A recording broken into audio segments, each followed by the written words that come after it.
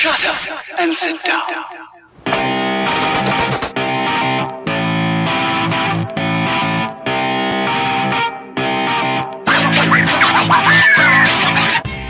By all means, go for it. Have fun. Just leave me alone. People are coming together more and more and more and more as the government has been failing us more and more. I'm against being shitty to people. You can't research your way into understanding somebody. One way or another, I'd rather have the fight now.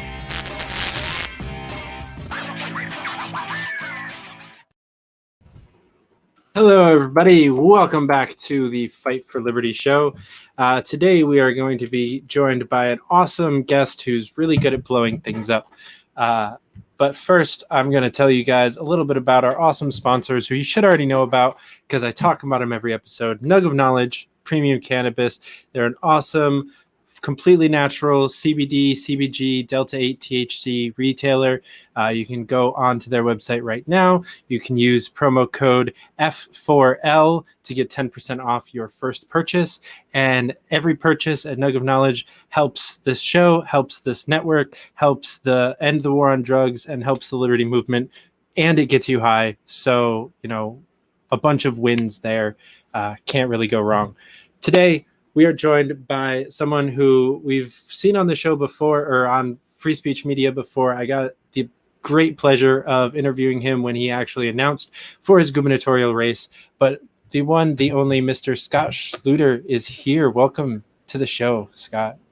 Hey, buddy. Thanks. Good to see you again. You as well. So last time we talked, you were just announcing. So tell me how's it been kind of getting from that point to actually being in the race? Busy. very, very busy. Lots of work.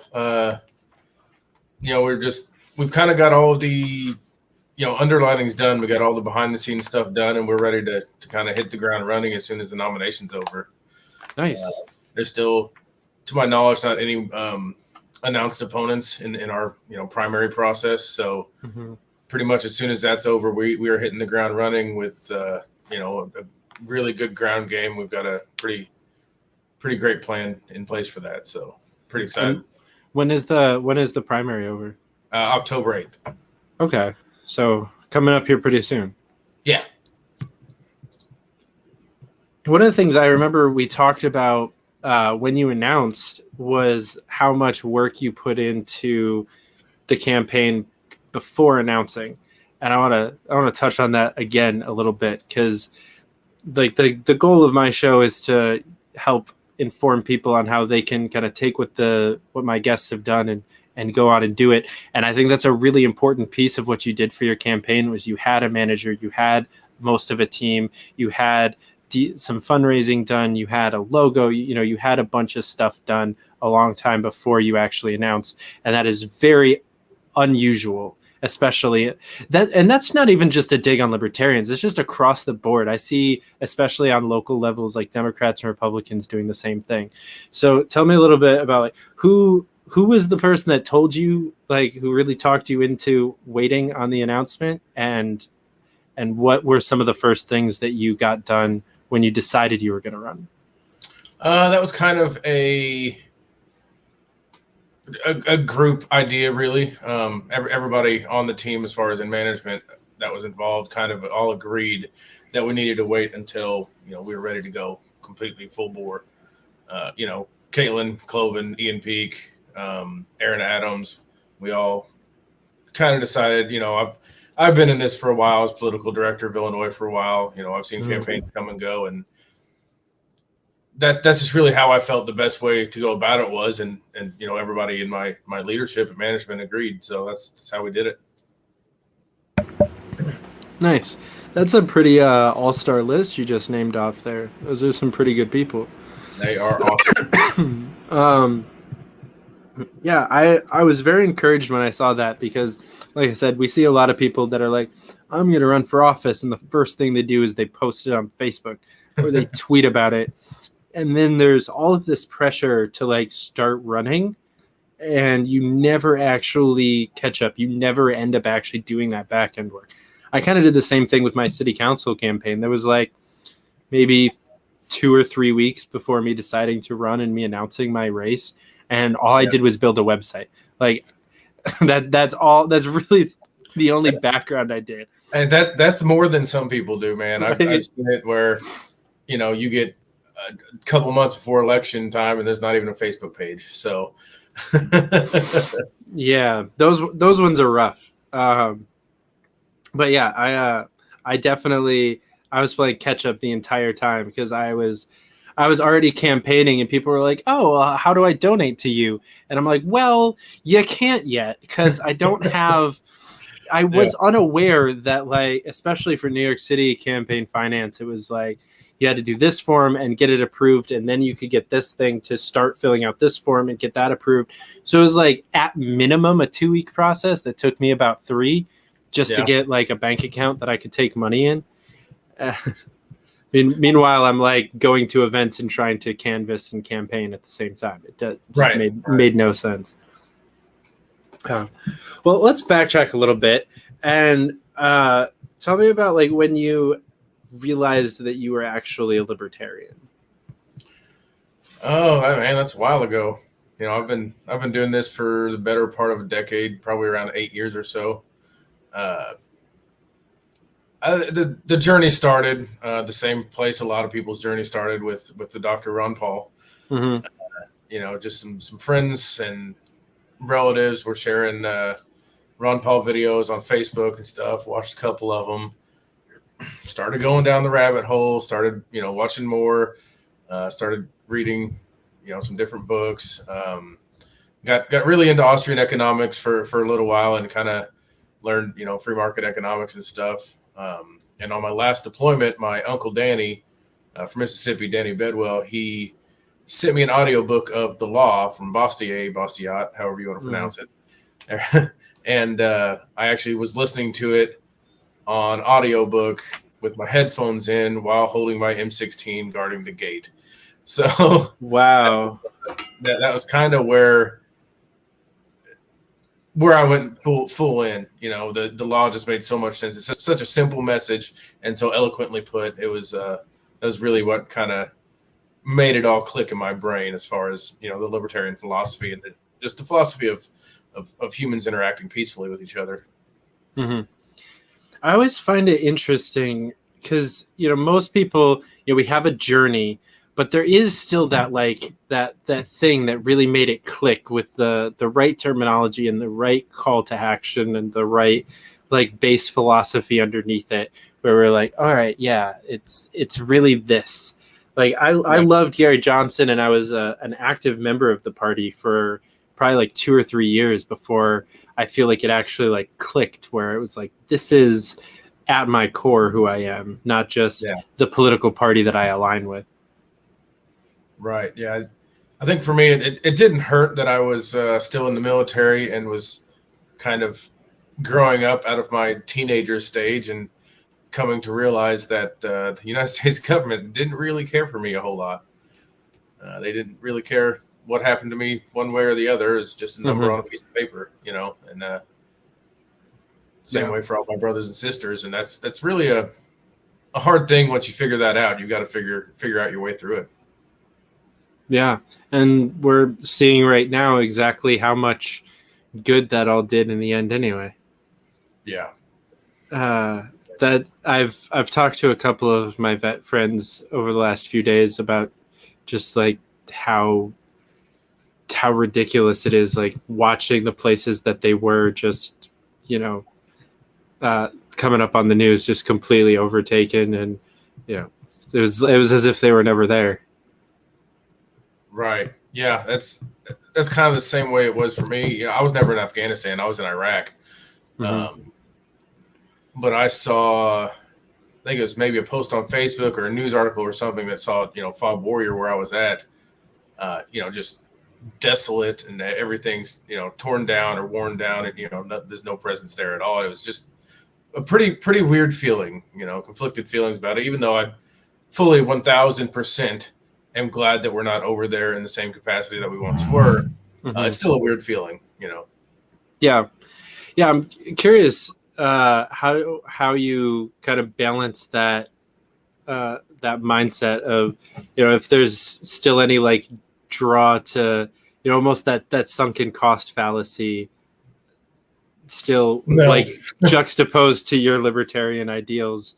No, end all wars, man. I'm tired of seeing my brothers and sisters die for the benefit of corporate greed. Amen. True that. So tell me, what was your favorite part about making bombs? Messing with the new guys. Yeah, messing with the new guys. Dropping a live fuse and having somebody hit the side of a ammo can with a hammer and everybody running. That was always a blast. That's awesome. So tell me a little bit more about like what you were doing, because that to me is really intriguing. Okay, and also I'm going to take notes for my remake of the Anarchist Handbook. There you go. Yeah. Well, I'm liquid plumber. No. A lot of it was just movement and handling of munitions. We would load up the trailers with bombs, take them to the flight line to get loaded up on the jets. We'd store, maintain, inspect, everything, make sure it was in good condition, make sure there wasn't any crystallized dynamite. And if there was, we'd take it out to EOD and we'd all blow it up and have a good time. But specifically the bombs, bombs, missiles, we'd assemble them. You're talking, 500 pound, 2,000 pound bombs that we're building that can, make a big hole in things. Sounds like a big one. Yeah. 2,000 pound bomb. That's a little bit tough to like really wrap your head around as someone who's like, oh, fireworks are scary. I mean, they're probably about 8 to 10 feet long with a diameter of maybe 1.5 feet, 2 feet, somewhere in there. Wow. Pretty big bombs. They go boom. Nice. And so how long have you been out? I got out at the end of 2012. Okay. But I think, December 2012 was my 6-year mark, and I did not reenlist. Nice. Was there any hesitation there, or were you ready to get home? Briefly, only because I was a new father at the time, and my daughter was little. My ex-wife and I were going through some troubles and stuff. We were still married at the time, and it was like I didn't really want to throw the family into just kind of the unknown of getting out, moving back home, and just having to figure it out. But I could not be in anymore. I was done. Philosophically, emotionally, mentally, I was over it. I had a lot of great time. I've met some of the best friends of my entire life, and I still talk to them all the time. But I was just over it. Yeah. Now you're fighting the fight in a different way. That's right. I think a better way. Definitely. Less innocent people getting hurt in this one. Hopefully. Yeah. Hopefully. You have the random, like someone misses with a hammer while building yard signs, but that's about the worst you get as far as innocent harm in a campaign. Yeah. Well, we did have a guy sprain his ankle while running circles around the Republicans floating a parade screaming taxation is theft. This is the most libertarian sentence I've ever heard. It's like random and unathletic at the same time. I started running around this like as they're going down the road, so I'm having to double their speed to get around them and then come back around. And a couple guys joined me, and one of them sprained his ankle or something, got hurt in some way. And it was great though. We were saying taxation is, and we're getting the Republicans to yell theft. Nice. We got them to join in with us, so it was fun. It is always fun when you can join in. You have someone who is there for that watching. It's fun to get the Republicans and the Democrats to join in libertarian chants. Yeah, absolutely. we were at YalCon and chanting "End the Fed," and they had like done a bunch of other chants earlier that were like, it was like USA a couple of times, like some just really cringe ones, and I was just like adamantly just like sitting down and ignoring them. And I was talking to my friend Olivia Rondow, and I was just like, no, I refuse to chant USA with a bunch of college Republicans. And then somebody started chanting "End the Fed," and I was like, okay, that one I can chant. I'm okay with that. I'll go with that one. So why what made you choose to go into the actual like running for office side of politics rather than like party executive stuff? Well, it was kind of the reason I joined. I guess similar to how I started off this campaign. Really, the reason I joined in the back end of things was just to kind of get my feet wet, figure out what's going on, understand the process a little better, so that when I decided to become a candidate, I would be better equipped to do so. And so it's kind of, I don't know. Apparently, I like being prepared. I don't know. I mean, it's a good thing to be. As an Eagle Scout, I'm always a big fan of preparedness. Yeah, right. So candidate was on your mind the whole time? Yeah. I mean, it wasn't ever a sure thing I was going to do it. It was a thought I had, an idea, and I figured, I figured I could just help out where I could. I signed up to be the deputy political director, and then shortly, just to, like I said, get my feet wet, figure out what I was doing. I had no idea about anything to do with politics other than I was not happy with what I saw, Right. And shortly after I volunteered to be deputy, the political director resigned, and I got thrown into that role, having no idea what I was doing, and spent the next 4.5 years figuring it out a little better. Right. This is one thing that you can always be sure of in the Libertarian Party, is that if you want a job, you can find it. And that's for sure. You do not have to be qualified for that job to get it. But also, we are not going to pay you for that job. Yeah, ever. Right. So don't get your hopes up. Yeah, ask somebody like Caitlin, who's qualified for every job and is terrible at saying no to them. Oh, trust me. Yeah. Every day it's I'm doing this thing for this person today, and I'm like, but didn't you have like a whole like 3-day long to-do list that you were supposed to do just in this one day already before you took on this other task? Yep. It's always a good time, and then usually I get dragged into helping, but it's fun. Yeah, it's nice to see there's like a generational move up of the people that came in with Ron Paul, and then the people that came in with Gary, and the people that came in with Joe, and like the people that came in with Ron Paul, like yourself, are have served their time and are kind of moving up and shepherding the new people, and like your campaign is going to be a good example for a bunch of volunteers and staffers at how to run a real campaign and how to do it well, and then they can go on and use that information. And it's I think we're seeing like a passing of the torch almost, and that's been like a theme we've seen out of the Mises Caucus. It's a theme we're seeing out of Young Americans for Liberty too. Like they're both kind of running with this like reigniting the Ron Paul revolution thing, and I just see like a big momentum shift in the party of like a generational split that's working together to like really pass on knowledge and information and make sure that we're not going to reinvent the wheel for a fifth time. Right. Yeah. Yeah, I hope so. I want to use the way we're running this campaign with utilizing the voter rolls and actual data to do targeted field ops, and want to make that more of a staple. I mean, we've done it in the state. Brian Lambert is a brilliant campaign manager, and he's done great work over the years. I mean, dude is awesome. Yeah. But we just kind of, I don't know. We're hoping to build on everything that everybody else has done before us, and maybe leave our mark and help out whoever wants to come later.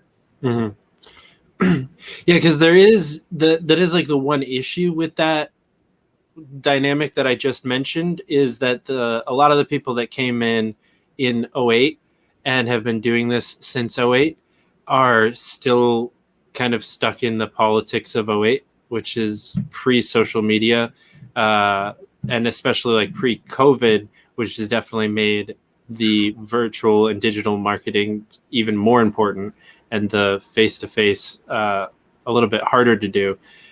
So it's even at Rev, the Yalcon, there was lots of talk of like, well, just go to your local county Republican meeting and make some friends, and then that's how you can get the nomination. And just like go to farmers markets. And it's like, I mean, yeah, all that stuff is great, but we also need like a whole other thing that if you're not doing this thing, you have no chance. Right. If you're not using data, if you're not targeting specific voters with specific messages, if you're just like walking down a street, knocking on every door blindly, you're going to lose at this point. Right. Unless you have, 5 million volunteers. Right. I mean, if you have the ability to knock on every door in your district, and in your case, in your state, then you have the resources to get that data and do it right. Right. Like, come on. Yeah, I'm doing those things as well. I'm doing the coffee shops or whatever. I'm going this weekend to eat, a lot of the northern, Chicago area libertarian chapters have a Northern Illinois picnic annually, and I'm going up there this weekend. Gonna grill some food and just kind of talk to people, do my thing. And I think it'll be the third or fourth time I've been up there, up around Chicago for events, and that's just gonna be building more and more. I don't plan on being home very often. That's awesome. That sounds like a good time. When and where is that? I can't go, but maybe some people watching can. That's in Palatine, Illinois. Okay. Sounds like a good one. Yeah, I'll be in Ohio for their state convention this weekend with Spike Cohen and Brian Lambert, who you just mentioned, and I get to meet Ken Molman finally this weekend. I've been in this party for 5 years, and I've never met Ken Molman, and we're gonna right that wrong. Right? Yeah, Ken's a good guy. I met him at the Tennessee convention. Man, that one seems to be the convention that all the good stories come out of. Like that one was apparently some really fun time that I missed. But we all had a good time. We all had a good time. We don't need to go too deeply into right. Those. Right. They're not stories for on air. So, so one of the biggest platform planks that you've mentioned that you've been campaigning on is fixing the pension system in Illinois. You explain to people, first of all, why it's so fucked up, and then how on earth you could possibly try to fix that. I mean, the important thing to realize is there's no way for a one-term or even two-term governor to fix it. You can't wave a magic wand and get rid of it. We are almost $145 billion in unfunded pension liability, and that just grows every day. It's. Did you say billion? Yes, billion with a B, a capital B. Yeah, when I say it's a crisis, it's an absolute budgetary crisis. It's completely insolvent the way we're going about it right now. Wow. That's insane. That's like, I'm curious if they have like the second most debt of any government, only to like the US itself. That probably wouldn't surprise me. Actually, I'm looking right now. I cannot remember the exact number of our debt right now. Yeah, $64 billion is how much Illinois is in debt. It's pretty rough. Wow. Yeah, and for some reason we just keep electing the same people to the same places and expecting it to change.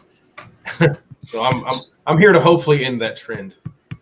So what did they do wrong? Why has it gotten that bad just through the pension system alone? I mean, they made promises they can't keep. They continually raise the taxes on everybody in an effort to tax themselves into prosperity, which, as we all know, is a completely insolvent and impossible way to go about it. You know, our public sector employees are completely being handed empty promises, and I mean, it's just so morally and fiscally bankrupt. I can't even begin to get into it. It's unreal. You know, we've got, and I hate to pick on, like, you know, teachers and public educators, but, you know, we've got administrators over one school district that are, you know, retiring and making hundreds of thousands of dollars a year in retirement, in taxpayer money.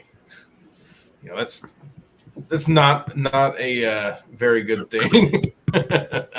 Yeah. So what do we do? And obviously we can't solve it completely, but how do we at least stop digging the hole? Yeah, and that's what you have to do. You got to stop digging the hole. And my plan for that is basically a 3-tier approach. It is, you know, trying to phase in a private retirement system, 401k, Roth IRA, you know, whatever. Trying to phase that in, and essentially, any new hires are only going to be private. They're only offered this private retirement that they can pay into, and for current hires, they'll be offered the chance to swap over to this, and also having a chance to have a buyout of what they already have in there at a 60% rate.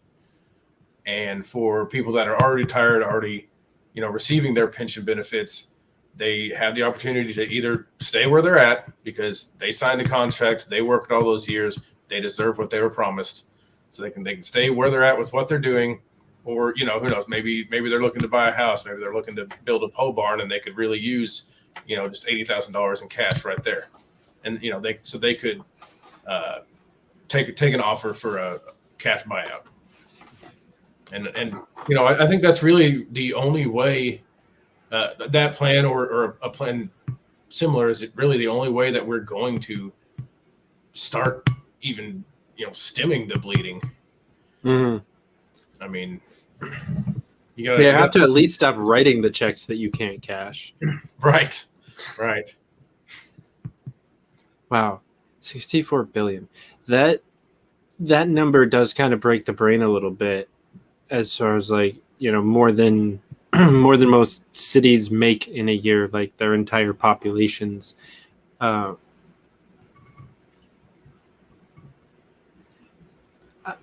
curious, like, as far as, you know, we hear a lot of shit talking about, like, Illinois, as far as, like, just corrupt politics, but we don't hear about it as much on the list of, like, financially bankrupt, like, or just completely ridiculous. You know, it's usually New York, California, maybe Oregon or Washington they'll shit on. Illinois is not usually up on the list, but that sounds crazier than New York. I don't know. I don't know what list you're looking at, but Illinois is pretty rough, man. We have a governor right now, and really just a political climate of command and control governance. You know, they want to just write laws about everything and tell you how to live your life and how much money you have to give them and what you can do with your own property. And it's really just completely backwards of every single way it should be. Right. But at least you guys still have the Second Amendment, right? Sort of. Yeah.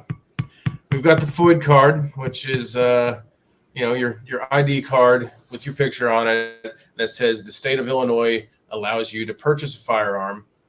And you have to apply for that. They have to run a background check, do all this and that. And they routinely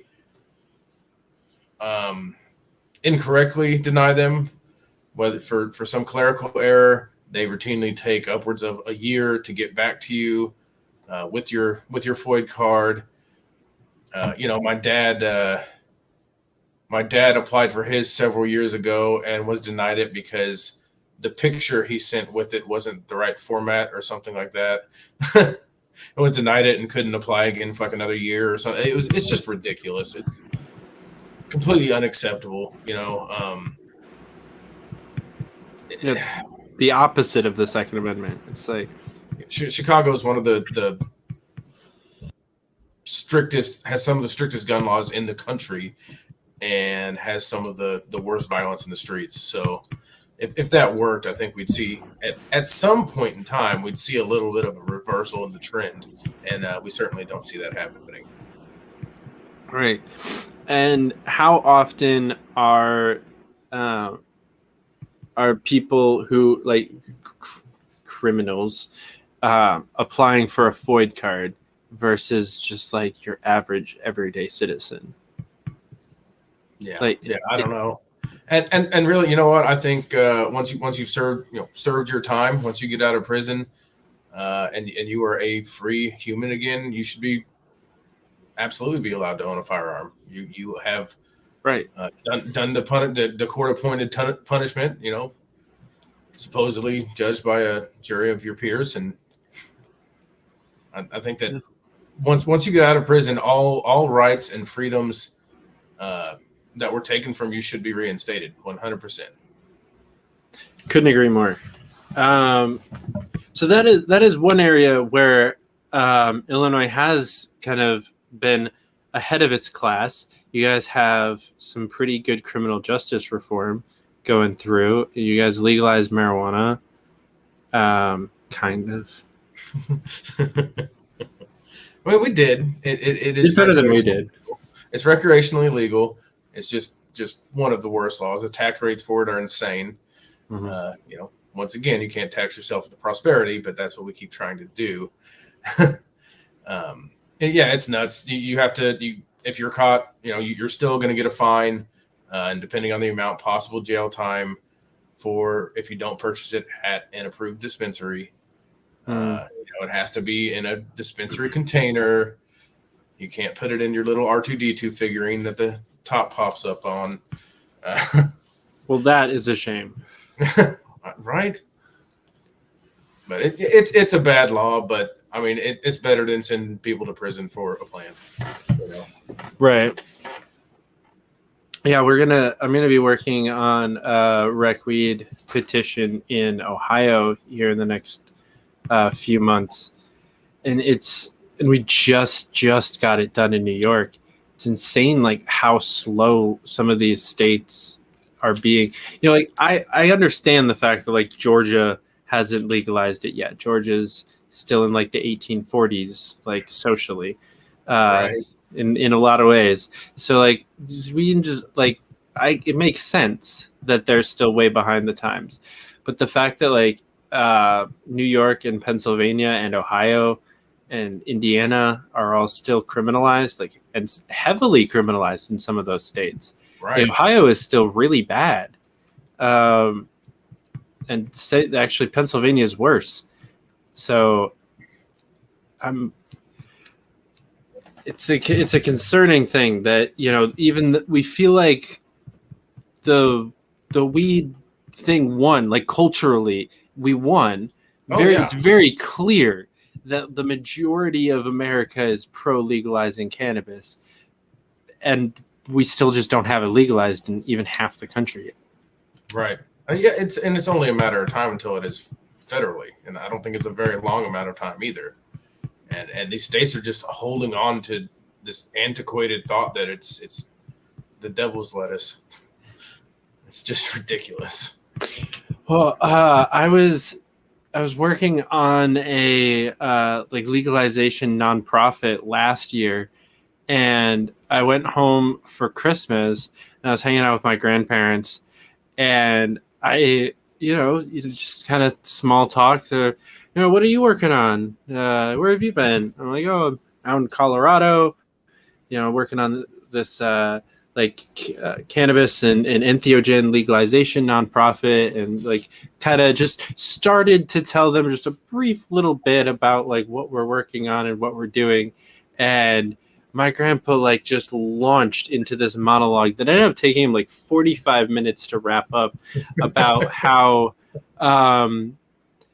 he started off talking about how how terrible weed is and how bad of drivers stoners are, and then about how bad the roads in Colorado are, and that like then tried to like tie them together to be like all the stoners in Colorado are getting into car accidents and dying, and so by trying to legalize weed, I'm assisting in like he tried to basically blame me for car accident deaths in Colorado over the last 40 years, and I'm like, Quit being such a dick. what? I was so lost, dude. Like he did, and I mean, my grandparents aren't that old.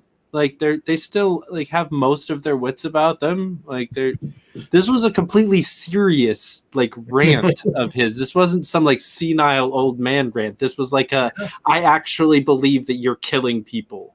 A lot of people will just jump through hoops and bend over backwards to hold on to their beliefs, even when they're proven that they're wrong. And those people have definitely been proven that they're wrong. Like weed has become the fucking god plant that's helping with everything. Like it's not gonna kill you. Still to this day, after millennia of smoking it, still no one's ever died of an overdose ever. Right. Like you might destroy a bag of Funyuns, but that's about it. I was going to town on a package of Snickerdoodles from the Family Dollar last night. Sort of really hitting the spot. So what's your game plan for kind of us trying, at least attempting to give the Second Amendment back to the people of Illinois 1 year in office? Well, as governor, there's not a whole lot I can do other than use any bill that comes across my desk that restricts firearm rights further. I can veto. I can use pardons on anybody arrested for nonviolent crimes, regarding gun possession or whatever. Really, the crux of it is the problem is our state constitution, Article 1, Section 22 states, subject only to the police power, the right of the individual citizen to keep and bear arms shall not be infringed. Now, that sounds decent, except for that subject only to the police power essentially means your right to keep and bear arms shall not be infringed unless we say so. And I would push legislators from either party, anybody that wants to do it, I would push and work with them to try to amend the Illinois Constitution to take that phrase out. I like that plan. Yeah, that's a weird little caveat. It's like we can't say anything unless we say we can. Yeah. We can't make it illegal unless we make it illegal. Then it can be illegal. Yeah, so they're able to just walk all over it then. Pretty much. And that's why you have FOID cards and everything else. And a terrible concealed carry bill. We just recently, within the last few years, got a concealed carry bill. And it's pretty rough as well, but at least it's there. But so like before you just couldn't concealed carry, it was just straight illegal? Yeah, I think the only way to do it was you'd have to get like your private investigator's license, that you had to carry it in a case, which there was some court case that ruled a fanny pack could be considered a case. So you could carry it around in a fanny pack if you were a licensed private investigator. Nice. Not that I looked into it at all when I was younger. I will very much admit that I also looked into a PI license. Definitely one of the major reasons why I did so. Because you in New York, to get a concealed carry, you need like a reason. Yeah. Like there's a pretty big list of reasons, but you need one. And so like PI, private security, teachers that work in like kind of iffy areas, actually one of my youth group leaders growing up was a high school teacher at like halfway school, like not the kids that are not in juvie but were about to be sent there. And so he was usually carrying.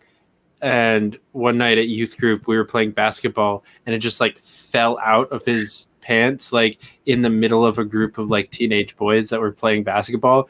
Everyone just like froze. We're like, oh shit, what do we do? Like all of us had like shot pistols already at that point in time. We're in high school, so most of us are actually really fucking good shots by then. But we still just like for some unknown reason freaked out at the sight of a gun in the real world and not in our backyards. Yeah. It's probably not a good idea to play basketball while armed. I wouldn't think so. Yeah, no. I mean, even if it's holstered properly, it seems like there'll be some chafing issues. It just doesn't sound like a good time all around. Yeah, bad life choice on his part. But that, I mean, that goes into the other like big conversation about like gun rights. Is a lot of leftists want to attach gun ownership to like knowledge and understanding, kind of the way that we do like driving. Sure. And I understand the logic, especially because we've done that with driving, which I also disagree with. I'll channel my inner Daryl Perry here for a second. But, you know, obviously it's like, you know, the 98% of the country is okay with driver's licenses. They get that and they're cool with it. So them carrying that over into the gun conversation, I understand. But honestly, I think the same thing about both of them, that like as long as we have state indoctrination camps that we send our kids to for the first 18 years of their life, those are both things that they should just automatically learn. Sure. Like, there's no reason why you have to like stay after school to learn how to drive. Like that should be in your 9 to 5. Yeah, I agree with that. I mean, as long as we have, you know, state schools and everything. Right. Yeah, I agree with that. And some schools do it that way. Mm-hmm. You know, I think that just depends on the school district and the curriculum or whatever. But yeah, as far as I think, you know, your basic, especially in rural areas, a basic hunter safety course that satisfies the requirements for whatever the state, you know, requires should be an optional elective. Mm-hmm. You know, kids should be able to opt into that, or parents, you know, should be able to say, yeah, I want my kid to take that. And then same for firearm safety. And, you know, that sounds like a pretty cool field trip, high school field trip to me. Like, let's go to the shooting range. Right. That sounds pretty fun. I was on the shooting team in college, and that was like the best day of the week. It's like, all right, guys, hop in the van. We're going shooting. Yeah. It's like all of your frustrations, all of the anxieties and annoyances of school are just non-existent. You're fully focused on this right now, and you're just shooting things. And it's right. Fucking great. Right. Oh, speaking of, we are going to have printed up copies of just your generic FOID card printed up as paper shooting targets to hand out. Nice. Nice. I love it. I was supposed to go shooting with Spike twice now. There was an event of his where we were supposed to go shooting that I have missed. And I'm very sad at this point because I haven't actually gone shooting like with lots of fun, cool guns in a while. Like it's just in my house. We've got some pretty standard ones. I've lost all mine. Fucking boats, man. They're just they just tip over. They do. Like randomly. I don't. So what else is on your major to-do list when you're elected? I mean, obviously the budget's a big thing. You know, besides just the pension side of it, our budget is a mess. Our taxation system is a mess. We have the highest effective tax rate in the nation. That's, you know, everything included. We have a relatively low income tax, but when added to everything else, like, you know, there's a reason it's relatively low because nobody could afford to pay more than we're already paying. You know, as far as my philosophy on one of the rallying cries of the Revolutionary War was no taxation without representation, right? It's kind of a big thing this country was built on. Think about the morality of this debt that we have accumulated and are accumulating in those terms. We're putting my daughter into debt. We're putting my daughter's unborn children into debt. They are already thousands of dollars into debt decades before they're even born because of our bad policy. And, we've got to start fixing it. Like I said, I can't wave a magic wand. I can't just say, poof, the budget or the debt is gone. Yeah. But I can start turning the boat. I can steer the ship in the opposite direction. And that's what we have to do. We have to lower spending, cut taxes across the board in every situation we can. And we have to make sure that the budget is balanced. We can't just be going out here all crazy, but you can do that without spending the crazy amounts of money that we're spending. Right. Besides that, you've got obviously the governor's response to COVID, which has been a pretty heavy-handed authoritarian approach. Not necessarily based on science, but more based on we're in control and we're going to tell you what to do and just get over it. And that's certainly not the way to go about it. I'm sure we both agree. Do you guys have vaccine passports in Illinois? Not yet.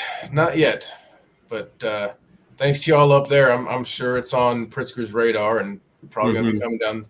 Probably going to be being talked about at the very least before long.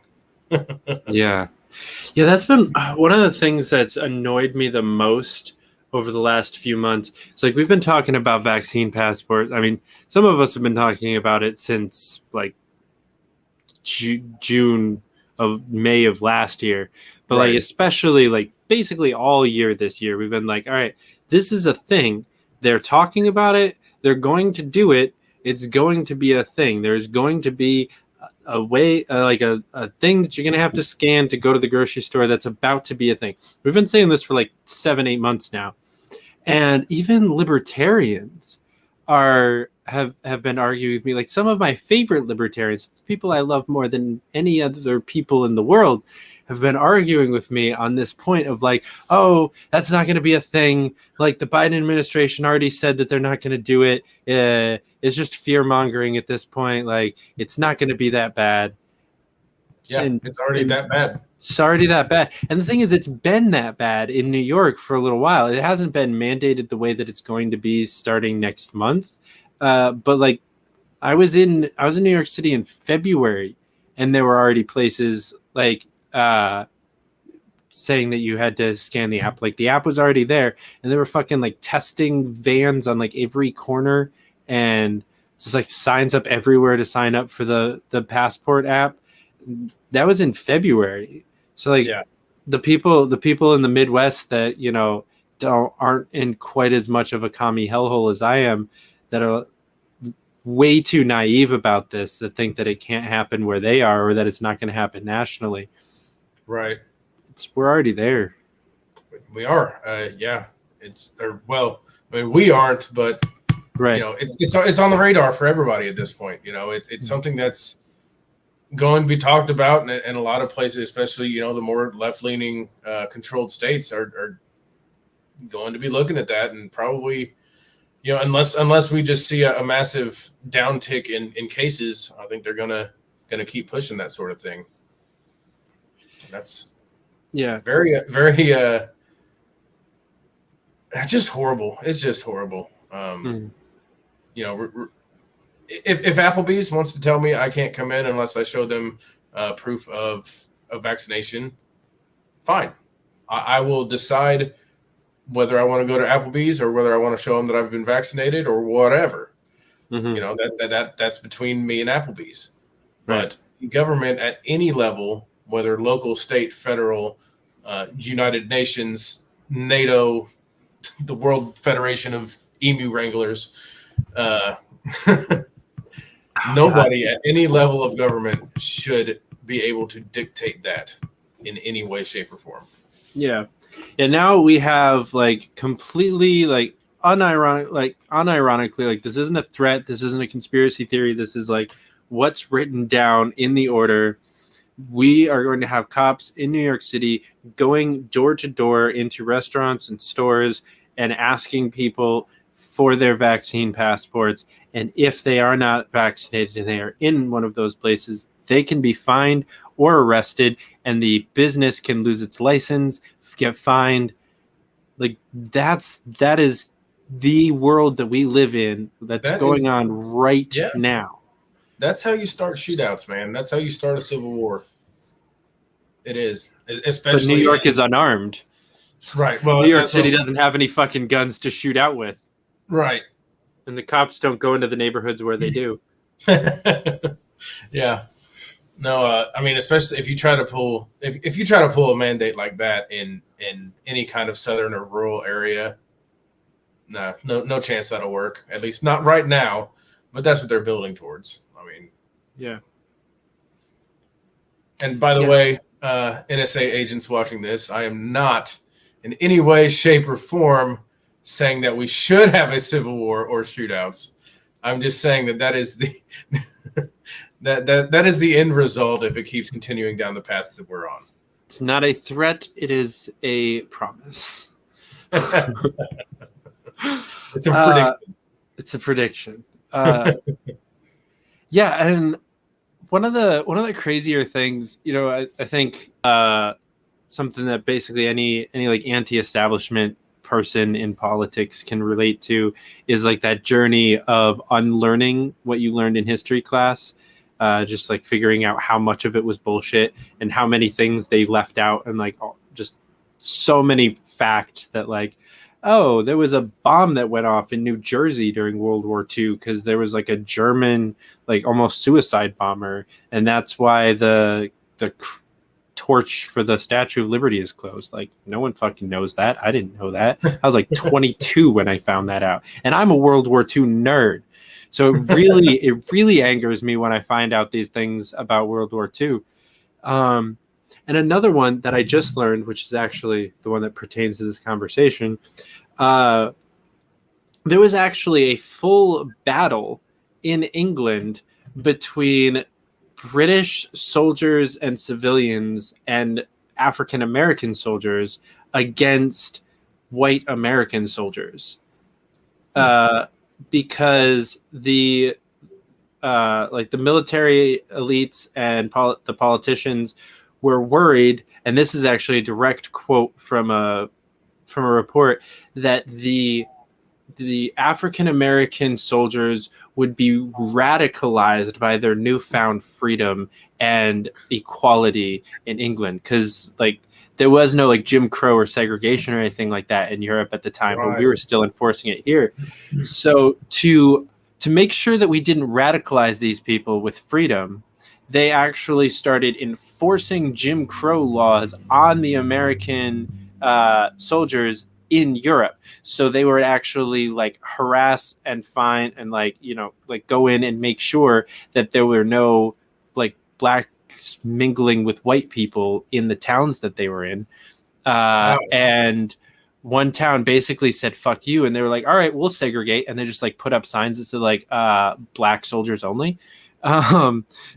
So they just like basically started segregating against the white American soldiers and the MPs until it escalated into like a little skirmish at one bar.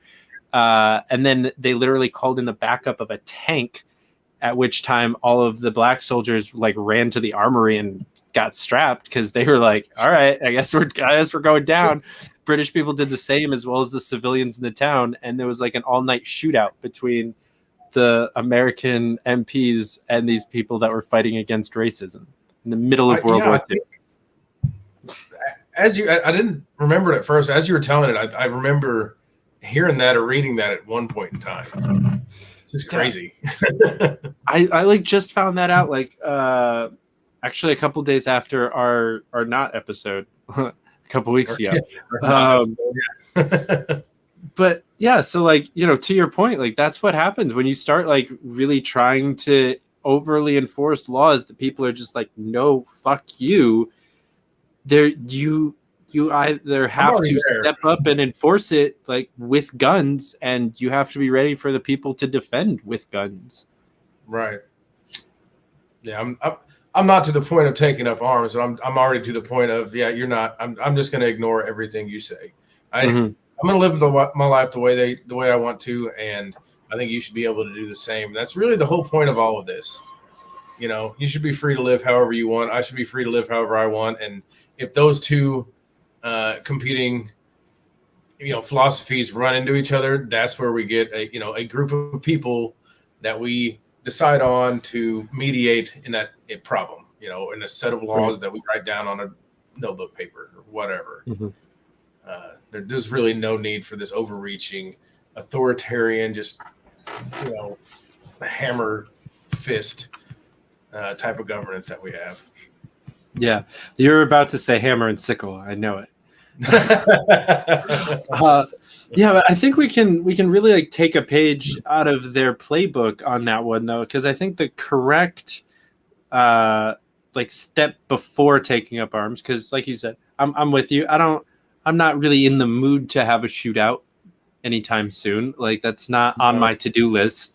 But what you do before that is just like a coordinated fuck you effort of using the freedom of association to in the opposite direction. You say, all right, this is like a non-vax only bar or whatever. This is a COVID mandate free zone, whatever. Just put up arbitrary fucking signs the way that they put up gun-free zones, like it's gonna stop an armed robber. So we just put up like COVID mandate-free zone signs on businesses everywhere. And like if you want to try to fucking enforce it, we're not gonna pay your fine. You're going to have to enforce this with a gun. Yeah. And that's when we'll like you just have to either push them to give up or cross that line, and that's when you also cross that line, in my opinion. It's when they show up with guns. And I don't want to get to that line. I right. I want to start getting further and further away from that line instead of closer.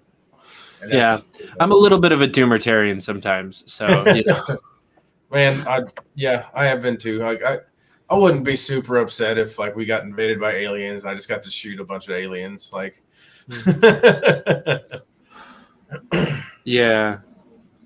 Definitely, I've really thought a lot about how everyone's mindset on the planet would have to shift almost instantaneously when we get invaded by aliens. Because like right now, there's a bunch of like racism or more than racism is like nationalism, and like xenophobia is a much, I think, bigger problem.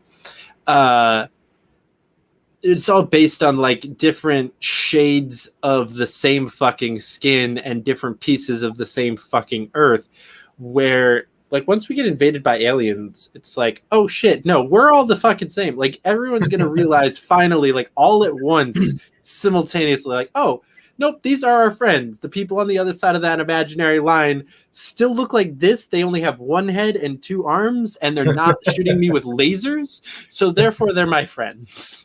Right. And, oh man, I think an alien invasion could be the most unifying thing to happen to the human race. yeah. Just a prediction. I'm glad we ended on aliens. Mm-hmm. Yeah, very serious, gubernatorial race conversation about how to start your campaign correctly and have a good platform and unite through alien invasions. And everybody learn how to grow your own vegetables and purify your own water. True that. Go ahead and tell people how they can get involved in your campaign, how they can donate, how they can find you, all that stuff. Yeah, my website is www.scottschluter.com. You can go on there and look over my entire platform. There you can contact us through the website, or you can go get on Facebook. I'm on Facebook as Scott Schluter. Twitter there, scrolling at the bottom, Scott for Liberty. You can search for me on Instagram, on all the major social media platforms. Really, what I need now more than anything else, I need to print banners. I need to print literature, yard signs. We need to really start getting all of our materials and swag in place to be able to do, all of these field op things that we're talking about doing, to be able to do this ground game that we keep talking up. And I need donations, guys. I really need I need 20, 50, $100, whatever you can spare. Go to my website and hit it in there on the donate button, and you will see a breathtaking and groundbreaking campaign in Illinois. All right. You heard him, guys. Go to scottschluter.com, donate a bunch of money, just drain your account, put it all into Scott's campaign because it's going to be worth it. And none of those funds will go to the United Federation of Emu Wranglers. None. Maybe like $2, but that's it. We promise. But also definitely get involved. He's got a great team and a great game plan. So if you are in Illinois or the surrounding area, make sure to go sign up, get involved, help out this campaign. They're going to need money. They're going to need people. And we want to see a really awesome vote total come out of Illinois. So fucking get it done, guys. Scott, thanks so much for coming back. This was awesome. Yeah, buddy. Good to talk to you again, man. Yeah, always a pleasure. And hopefully I'll actually be out there here pretty soon. Maybe I can do some of that field ops with you guys. Cool. Well, guys, thank you so much. October. Convention in October? Yeah. Okay. What weekend? The 8th. The 8th. All right. 8th and 9th. 8th and 9th. I will put that on my calendar right now. All right, guys. Thank you so much for watching. We will be back here again tomorrow for a noontime special with the one and only, literally, Spike Cohen. So come on back for that.